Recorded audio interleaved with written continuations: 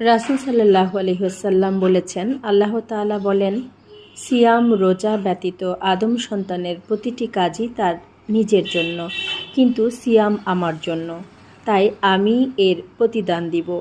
সিয়াম ঢাল স্বরূপ। বুখারী 1778। আবু হুরায়রা রাদিয়াল্লাহু আনহু।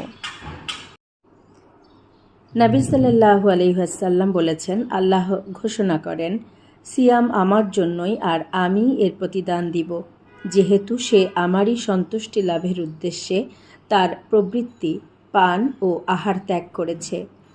আর সিয়াম হচ্ছে ঢাল। সিয়াম পালনকারীর জন্য রয়েছে দুটি আনন্দ। এর একটি আনন্দ হলো যখন সে ইফতার করে, আরেকটি আনন্দ যখন সে তার রবের সাথে মিলিত হবে। আল্লাহর কাছে সিয়াম পালনকারীর মুখের গন্ধ মিশকের সুগন্ধির চেয়েও উত্তম। বুখারী 6971। আবু হুরায়রা রাদিয়াল্লাহু আনহু। নাসাই 2222।